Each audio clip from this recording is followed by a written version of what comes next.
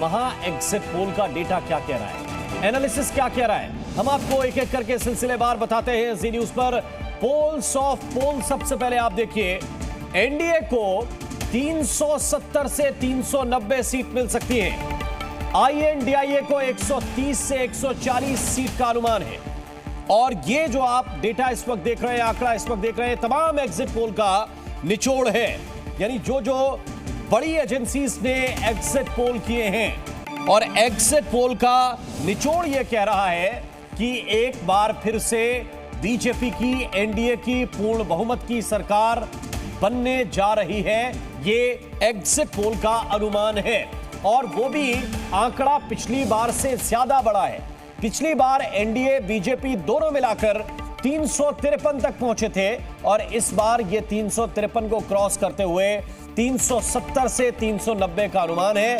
कुछ exit poll तो ऐसे हैं जो ये दावा कर रहे हैं कि 400 और 400 के पार भी ये आंकड़े जा सकते हैं। लेकिन ओवरऑल अगर आप सबका निचोड़ निकालेंगे, सबका एवरेज निकालेंगे, तो आपके पास ये आंकड़ा आएगा जो इस वक्त आपकी स्क्रीन पर है।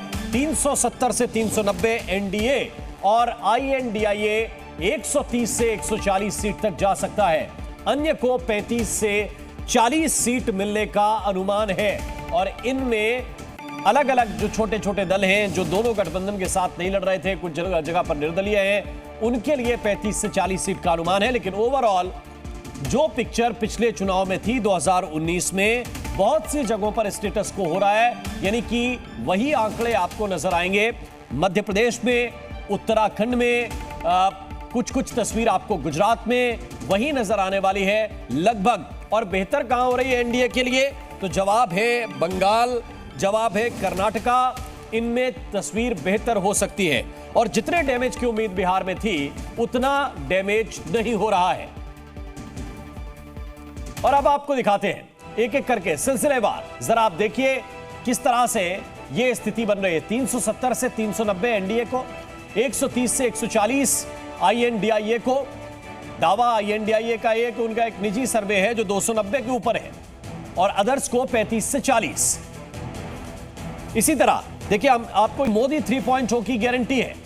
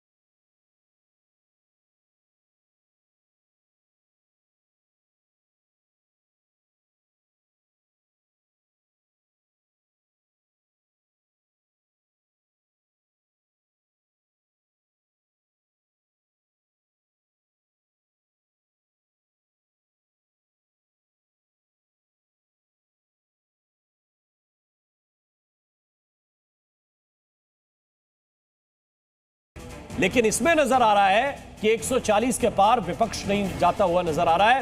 150 के पार नहीं जा रही बीजेपी, ये कहा था राहुल गांधी ने, लेकिन पोल ऑफ पोल्स ये कह रहा है कि 150 के आसपास सिमट जाएगा INDIA गठबंधन, और 370 से 390 सीट का अनुमान एनडीए के लिए एग्जिट पोल, तमाम एग्जिट पोल का जो निचोड़ है वो इस वक्त बता रहा है।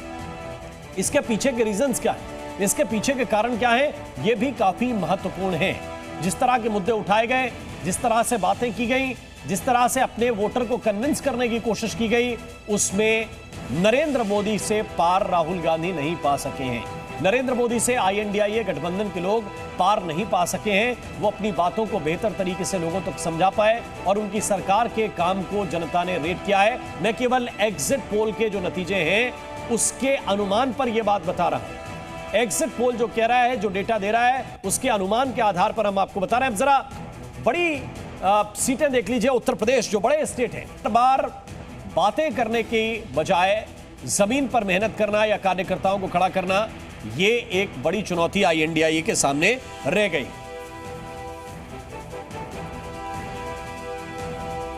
और गुजरात की अगर हम बात करें तो गुजरात में एक ऐसी सीट थी जिस सीट पर प्रत्याशी का चयन जो है वो पहले ही हो गया था, क्योंकि विपक्षी तमाम लोगों ने अपने पर्चे वापस ले लिए थे, और इसीलिए सूरत की वो सीट ऐसी थी जहां पर भारतीय जनता पार्टी के प्रत्याशी की विजय पहले हो गई थी। बाकी की 25 सीटों का अनुमान इस वक्त आपके सामने है। Z News।